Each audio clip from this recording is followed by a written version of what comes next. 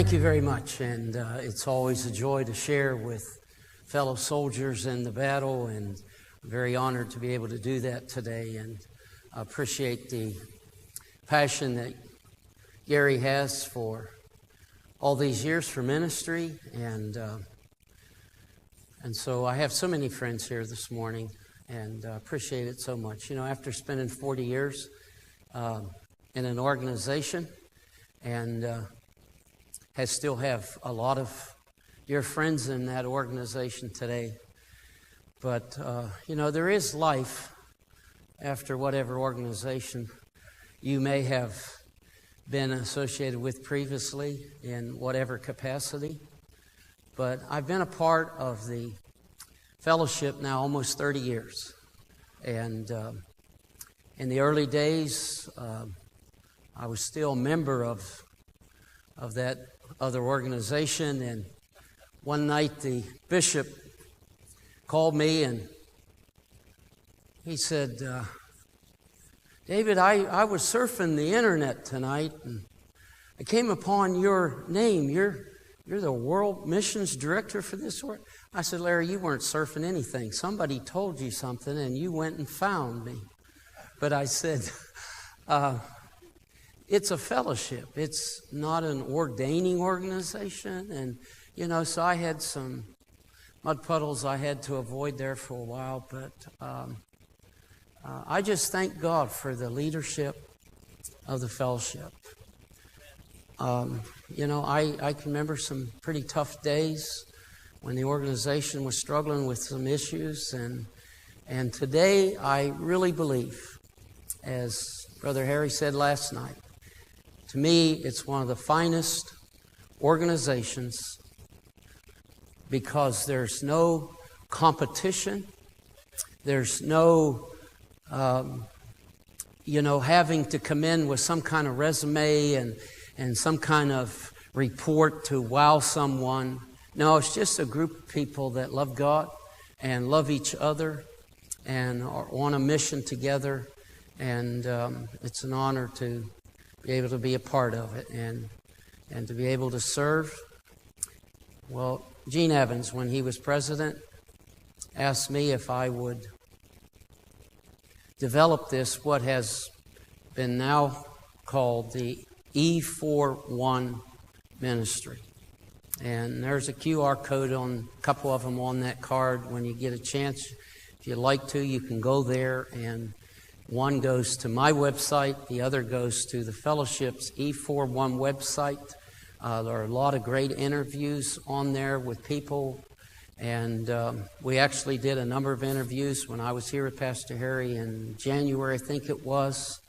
And one of the things that I've shared, Brother Harry, since those 4 days as I've traveled is we stood together right here on Wednesday night after it was over, and I'll never forget how he closed that service. He said, we're no longer a church with 6 full-time ministers.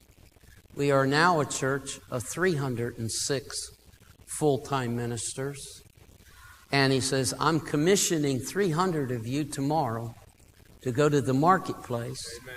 And the other 6 of us are going to show up here and try to figure out how we can help you become successful in the call that God has called you to.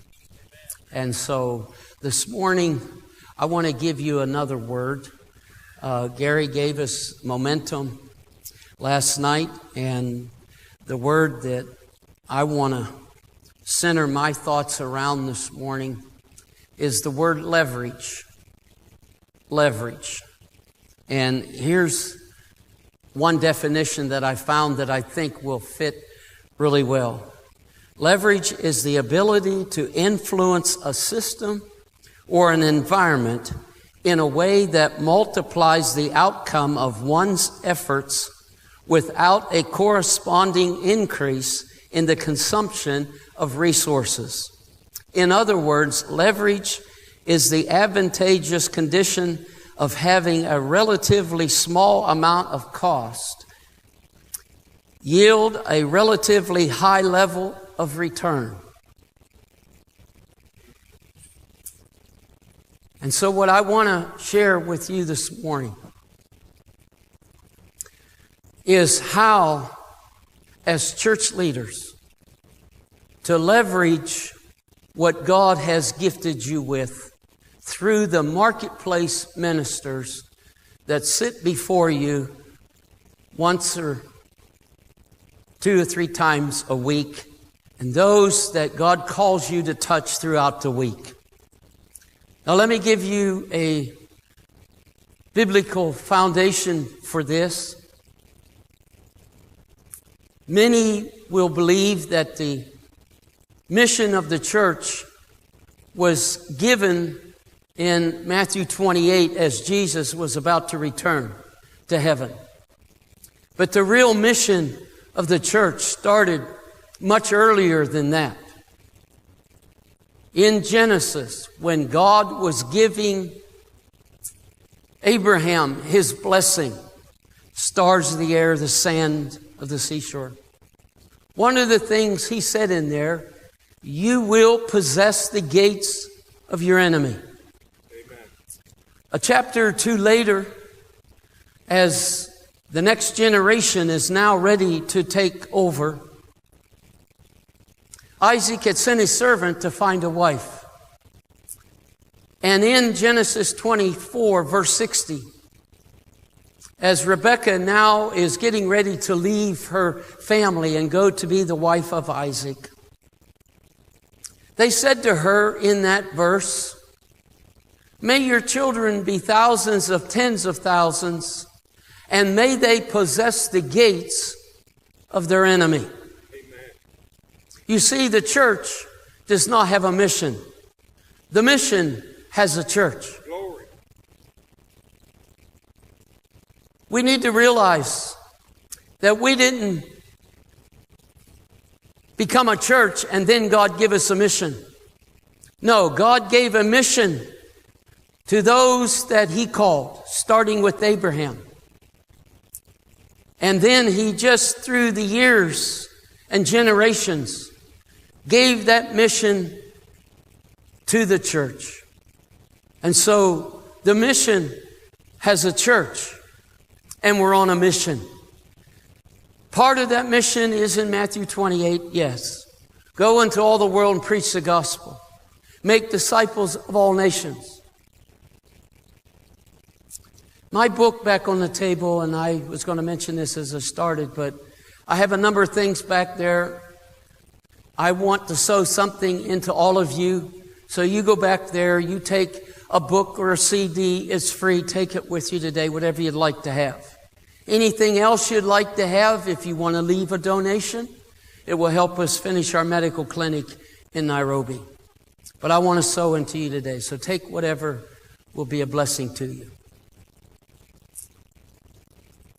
But when that book, Idle in the Marketplace, came to me, it was after I had sold my part as the owner of an RV dealership in 2005.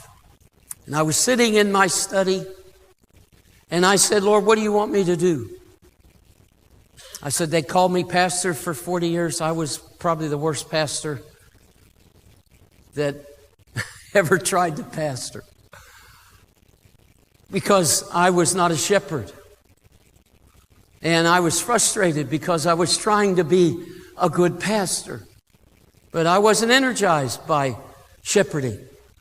And God says, I never called you to be a shepherd. I called you to be an apostolic leader.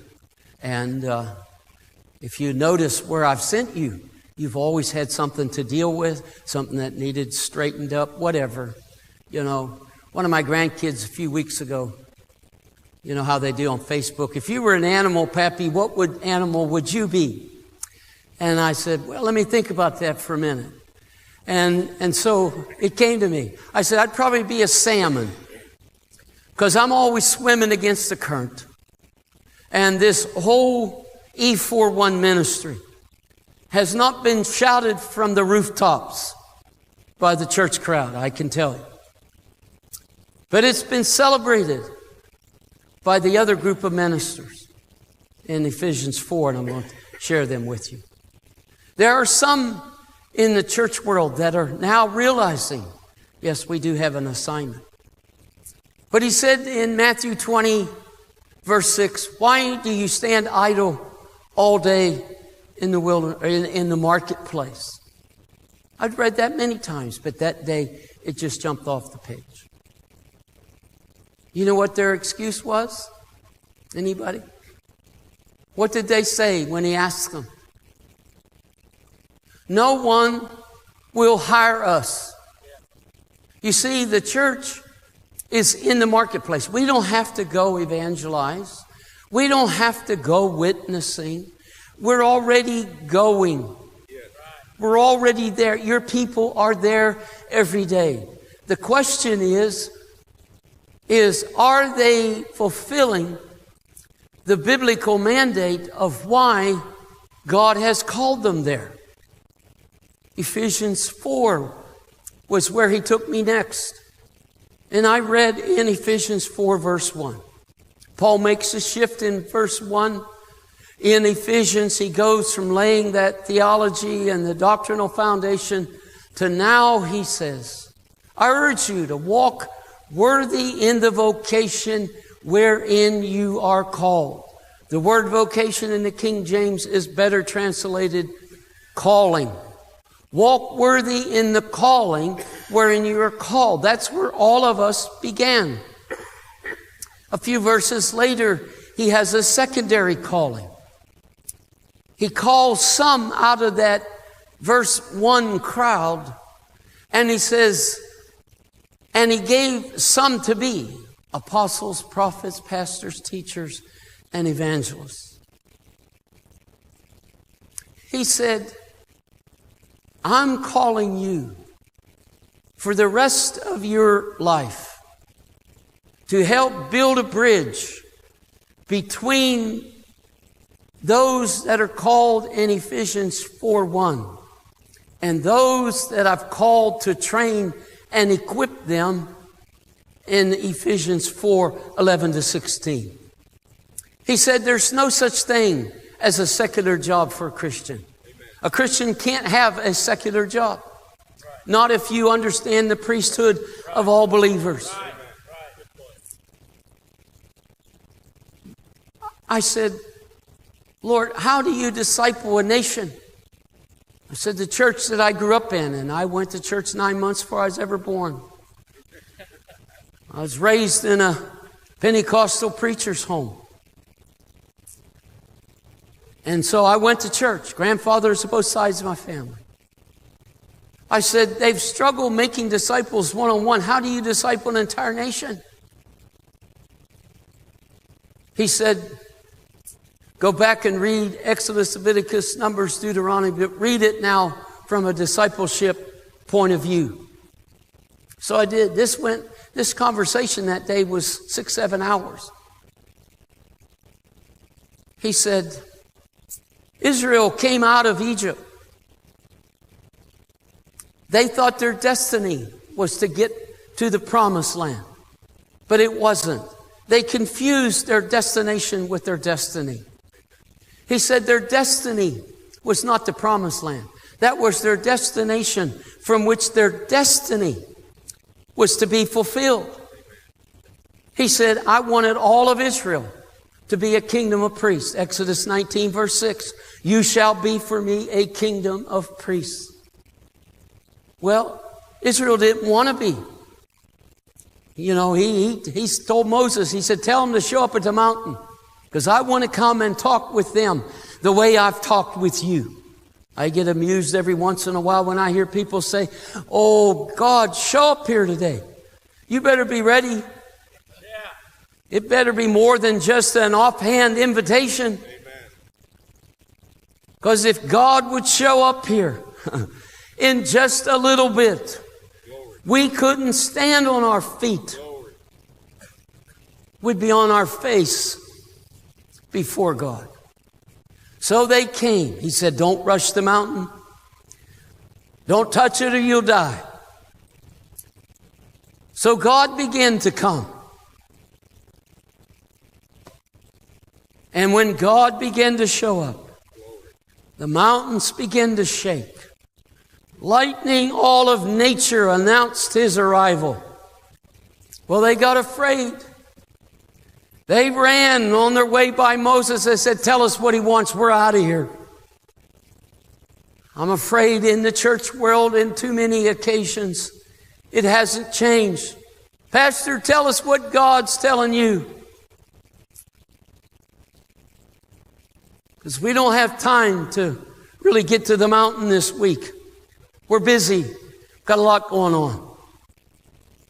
I really believe if our marketplace people really understand who they are, amen, and their calling, amen, and the power of God that lives within them, amen, they'll beat a path to the door of your office, your life, your church services, if they understand that you're there for them. Amen. They're not there for you. You're there for them because you've been called to equip them for their ministry, to go into their world and change the culture of their world. You see, I believe, Brother Gary said last night, too much of the church since Constantine took over 1700 years ago changed that early church from what they were for 300 plus years to what much of the church has become. And we're suffering from what is called institutional ego. We want a place at the table of society, but we've lost our saltiness. We've lost our light. I mean, how many lights does a lighting store need? We don't need to come in and impress each other with our light. Have you seen my light lately? No, I can't see. Get it out of my eyes.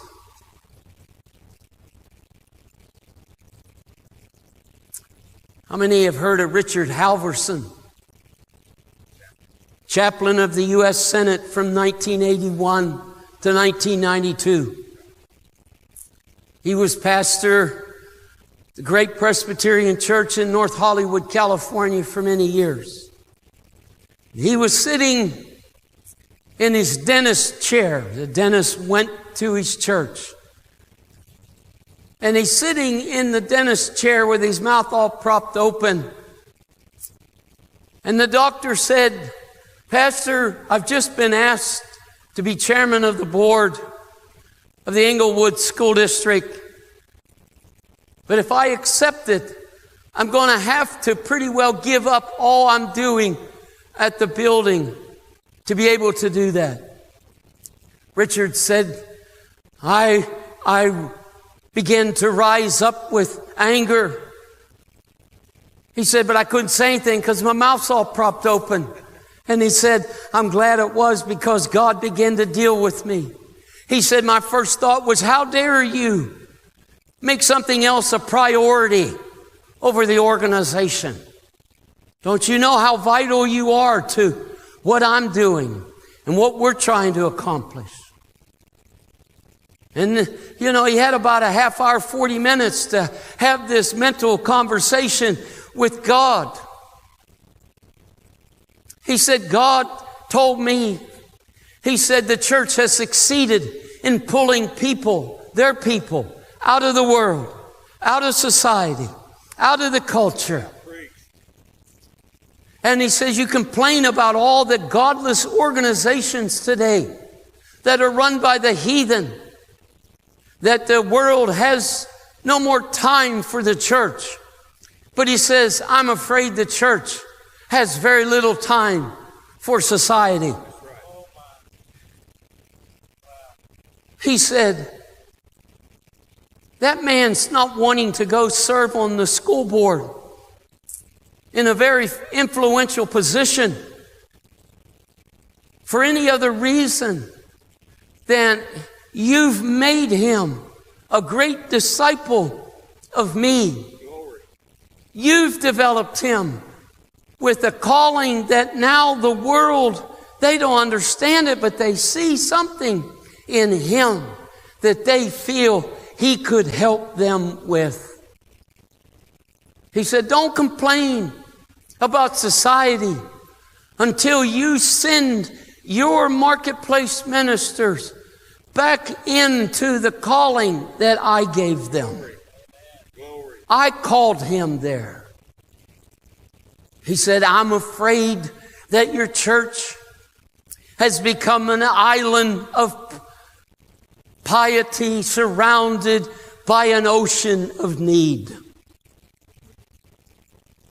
He said, I'm afraid that North Hollywood Church has become a place surrounded by orbits, people orbiting around the programs and all the structure that you have developed. And then he said, he really got me. He said, if the truth be known, Richard, there are a system of orbiting satellites around you, and that's what you're bothered about.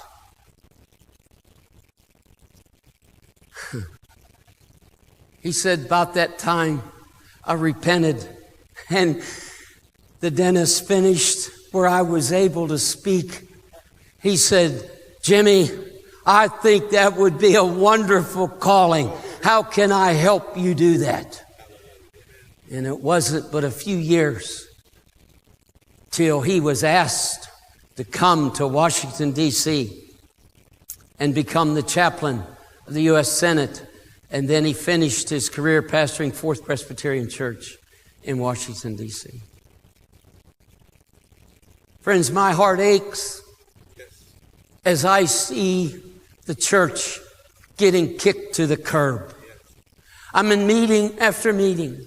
I'm on the road 250 days a year. For the last 10 years, I've spent almost 8 years away from home.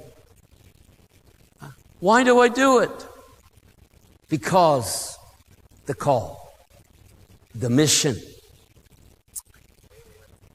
I could retire, whatever that is. If nothing else, the actuary tables say the average man who retires with nothing to do dies within 7 years. Perfectly healthy, but he dies.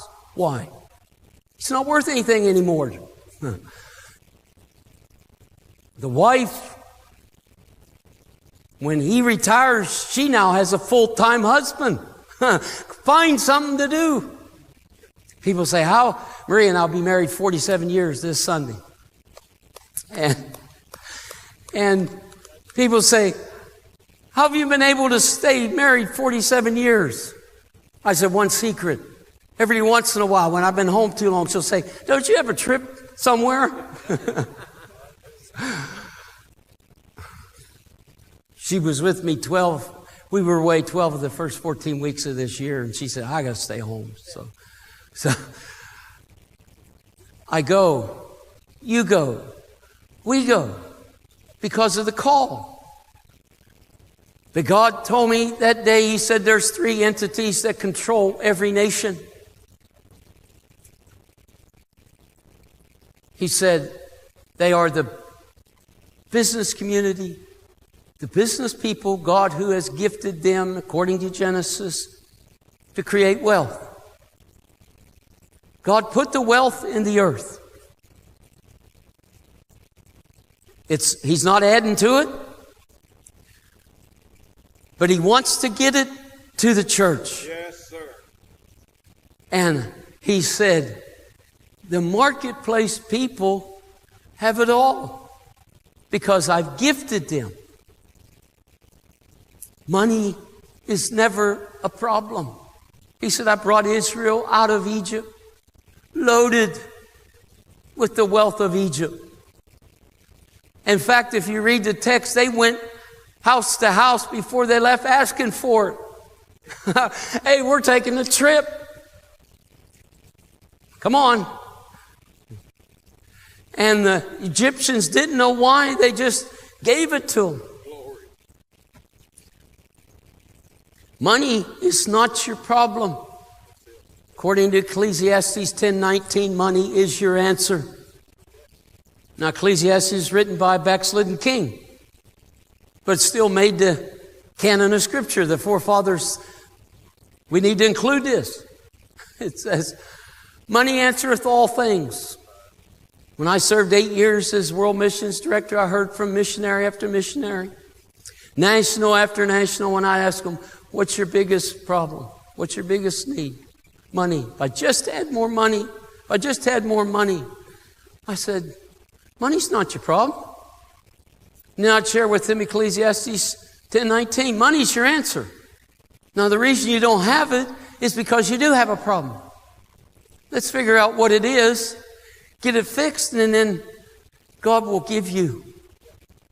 He said He'll give you pressed down, shaken together, and running over shall men give to you. Glory. But if you come asking for it, I was shocked of how many missionaries and nationals do not tithe. You know, I am a mission.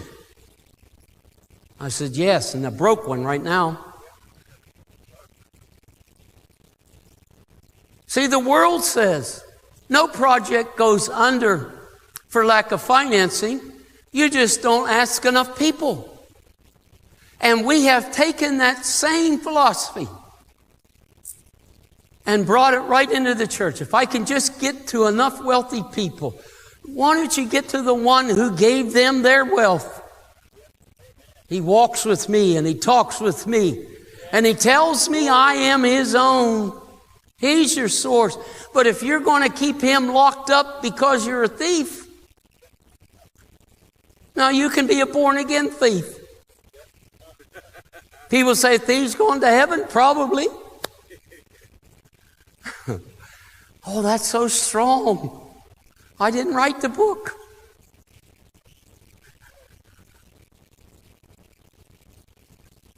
I mean, it didn't make the list in Revelation, with those that will not. But you hurt yourself. Oh, my people have nothing. They have absolutely nothing. I said, yes, they do. Because if they had absolutely nothing, they would die. Well, they just have a little handful of rice. I said, have you taught them to put it on the table and make 10 little piles out of it? And then say, Pastor, the Bible says I'm to help you as you feed me the Word of God. And you give one. Oh, I could never do that. I could never take. I said, you're keeping them locked up in poverty. See, the business people will teach you those kinds of things. They create the wealth. The government wants it. Educational institutions want, everybody wants it. And then here you come as a church leader, standing in line. I love what you said last night. If you introduce them to God and you keep them focused on Him, you won't have to preach on tithing other than as a discipleship topic. This is what the Word of God teaches you. I teach you giving because it will help you. If you get into the bondage of the bucket, whether it's as a church leader or any ministry, that's bondage. Dig deep. Get the biggest bill you have in your wallet. I was in a service one night with Marie years ago. There was an evangelist from Orange, Texas. I'll never forget. He said, I want you to reach into your wallet and get the biggest bill you have tonight and put it in the offering. I leaned over to Marie. I said, I wish I had my mortgage bill here tonight. It's the biggest one I've got.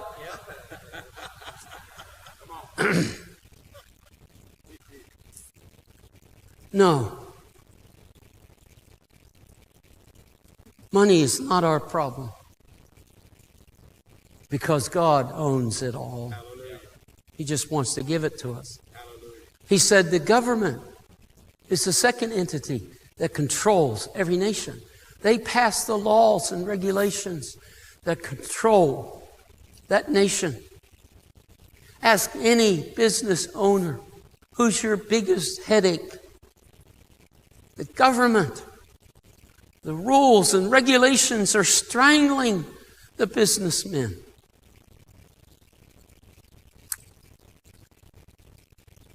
Capitalism is not wrong. It's capitalism without morals is the killer. The Bible does not teach socialism. If it teaches anything, it teaches reward for hard work, preparation, and give to God first. That's what the Bible teaches. The third entity is the educational institutions, really starting at the university level, because they are the ones that determine the values and philosophies of every generation. What's wrong in America, in the West in general, and much of the world is the church is absent from those three entities as far as being a force for the kingdom. We're there. He said the philosophy that the business community and the government people, their values and their philosophy is what is destroying America. Where did they get it? They got it when they went to the universities. That the top universities in America, such as Harvard, Yale, Brown, Cornell, all the Ivy League schools, who set the bar for the educational community, who started out as training centers for ministers of the gospel. John Harvard, if you read the history of Harvard, he not only wanted to train church leaders, he wanted to train marketplace leaders and used that word. But see what happened. The leadership component got pushed aside by the managers. And it happens every generation. When the leadership component is pushed aside and the managing component now has center stage, you're in trouble. That's why pastor by definition is a managing gift. Let's not talk about titles. Let's talk about gifting. It's a managing gift. You don't grow anything with a pastoral gift. You grow it with an apostolic gift who creates the opportunity for the other four gifts to flow. And that's in another book that I'll have finished this summer called The Abominable Snowman. God's gift of leadership. And I'm going to compare the Ephesians 4 fivefold gift ministry with Aaron and his sons, who were the forerunners of the fivefold ministry in the Old Testament. And the Old Testament tabernacle has all five gifts.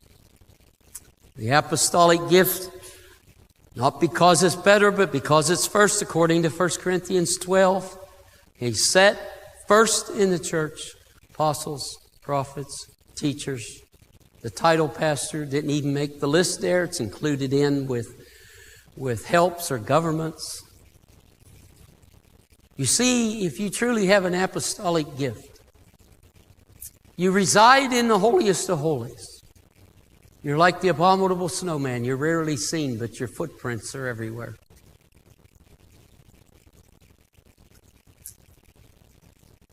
Most of the top Fortune 500 businesses are being led today by people who are known to be introverts. They're not the Donald Trump type people. They are people who influence everything and make it happen. And so when that got pushed out of the university system, that's when stuff like the Humanist Manifesto, written in 1933, crept in and began to take over the educational institutions of America. That paved the way for all the other dominoes that are now beginning to fall. The greatest threat to Christianity is not secular humanism anymore. It's not ISIS. It's the LGBT agenda. If you've never read the book, you need to get it. It's called The Overhauling of Straight America. Written in the late 80s. They have 6 phases. They are at now phase 5. How did 2 to 3% of the population in America get to where they are? Because they knew where to start. They knew, it is chilling to read the excerpts that you just Google, The Overhauling of Straight America. If you want to buy the book, it's on Amazon, but it's now up to $65, $70. They don't want it out. So they thought they'd price it out of range. How do we disciple a nation? The Lord said, you've got to flood those 3 entities. I said, Lord, you gave that revelation to Lauren Cunningham 40 years ago, called the 7 Mountains. And he gave it to Bill Bright, who took it worldwide. He said, no, I'm not talking about 7 mountains that need to be conquered. He said, I'm talking about 3 entities that need to be invaded. Allow my favor to elevate them up through till they get to a place where they make the decisions. He said, the pattern is already in Scripture. He said, you know the story of Joseph, Daniel, Esther, Nehemiah, on and on it goes. You don't have apostles like the first century church sitting in your pews or your seats. But you do have those kinds of people.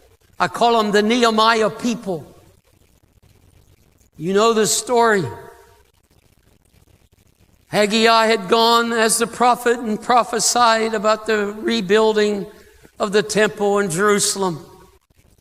Ezra, the book before Nehemiah, took a remnant and went up and got bogged down in the mud trying to rebuild the temple. God says, I've got to get somebody else on the team up there. It's going to take too long if I don't. So he tapped a young apostolic marketplace minister who was serving in the court of King Artaxerxes. And he said, you're the man. You're the man. You're the man. He had a 4-month prayer meeting after he got the report from his brothers of the disaster in Jerusalem. And Nehemiah came out of that 4-month prayer meeting in chapter 2. And he said, I need a couple of things. I need a couple of letters. I need one from you, King, giving me the authority to go through all these enemy nations till I get back there. And I need one to Asaph, the keeper of the king's force. I need some material. You see, God's going to give you the power and He's going to give you the provision every time that He gives you an assignment. Amen. Every time. Now, He's the slowest person I know to always be on time. See, on time for Him is not according to the clock or calendar. It's according to seasons and times. And you may be in a season that you wish would end and the next season would start. But God knows how to do the seasons and times. He said, no, they're not mountains. He said, they're entities. He said, tell the church leaders. Not everybody in their pews are sheep. We're all sheep as we relate to God.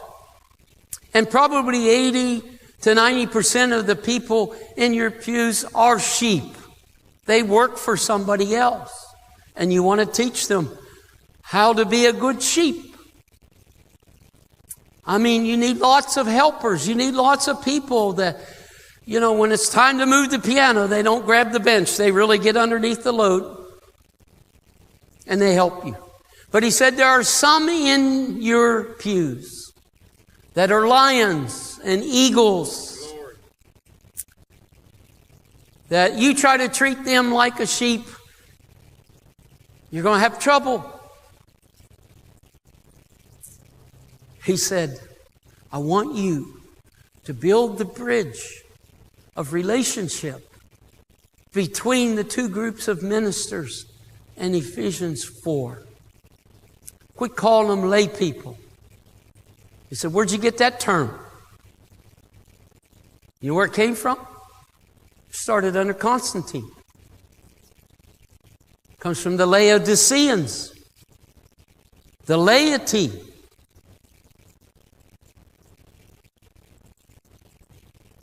You see, Constantine, when he became emperor of Rome, set the model that much of the church today follows. He said, if I'm going to get control of this church, I've got to get rid of the apostles and prophets, because those two gifts, those two men, those two groups of people, they have been driving this. We thought we had them rounded up 300 years ago and slaughtered them all, but here they are again. He did not do the church a favor when he joined and legalized Christianity. All he did was put it under the Roman Empire, and we've been a slave to the state ever since.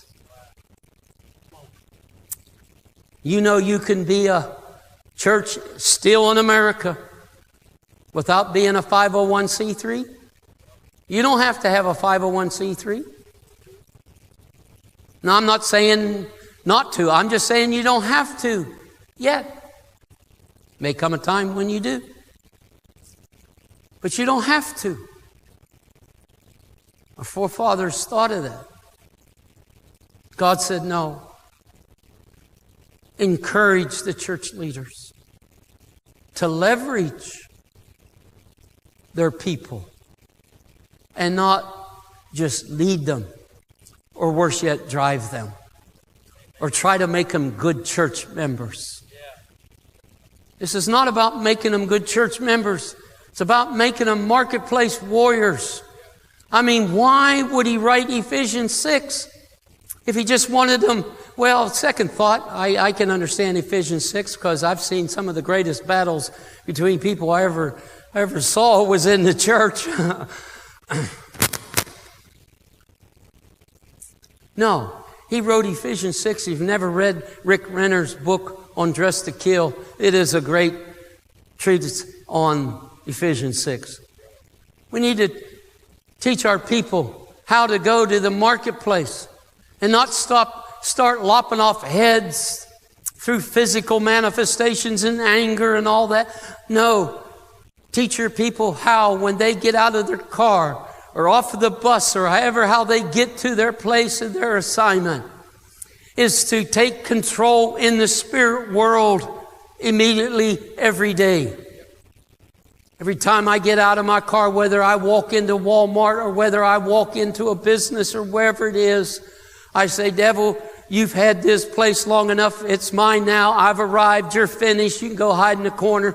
But you're not going to be in control of what's going to happen here in the spirit world any longer, because greater is he that's in me than he that's in the world and roams the earth. See, that's what your people want to hear. That's what they need to hear. And if you keep them tied up coming to the building for the club meetings all the time, they'll never have time to be a force where God has called them to be.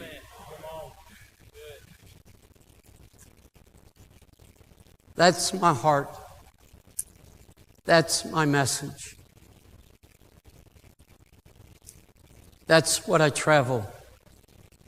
I want you to be more successful in what God has called you to do.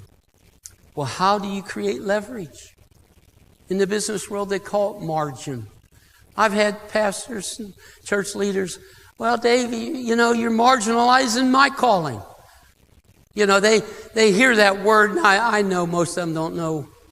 They just think it's a bad thing, and so I say, well, what is margin? What's your definition of margin? And so preachers, we always have something to say, and so they'll spin it for a while. Some of them are pretty close. And I said, listen, margin is what you have left between what it costs you to make something and sell it. What you have left is your margin. That's what you create and expand your future business with. It's margin.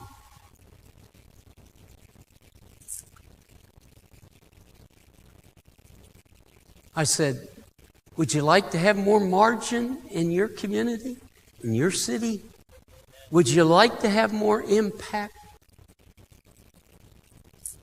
Just before I came, a few days before I left on this trip, there's an attorney, a very successful attorney in Dallas, who is the president of the Mesquite School Board. It says Mesquite. I assumed it was Texas. He got it. He's a graduate of Evangel University. And they did an article on him in their latest magazine. And he said in there, and I highlighted it, I've got it in my briefcase, the two most influential positions in any community is a place on the school board and a place on the city council. Boy, I highlighted that. I sent him an email. Man, you're singing my tune. But see, it should be all of our tunes. Do you want to kick the influence of the enemy out of your city? Let me finish tying the gates of your enemy to Matthew 16, verse 18. Brother Gary mentioned it again, I believe, last night or this morning. I shall build my church, and the gates of hell will not prevail. In the Old Testament, the gates were places of influence. If you wanted to take a city, you had to take their gates. That's why Samson carried the gates of Gaza away. Wish he'd come back and do it again. Gaza's right there next to Israel. It'd be great if Samson would show up. Excuse me. Proverbs 31, woman, your wife or your husband shall be spoken well of sitting in the gates, the places of influence. In the Old Testament, in the major cities, there were 3 sets of gates. Not just one. You go into a common area, go through a second set into a common area, and into the third set there was a common area. Guess what they were? Commerce, judicial, and education.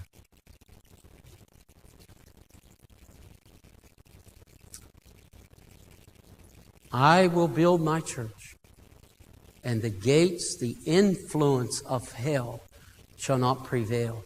If we possess the places of influence in our city, in our nation, wherever God has called us, you're not going to go to the community, but you're going to greatly influence and aspire and affirm and be the biggest cheerleader for your marketplace ministers.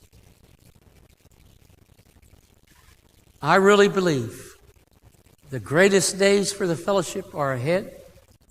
And I believe one of the major components is, as an organization, I know of no other organization where you can be a member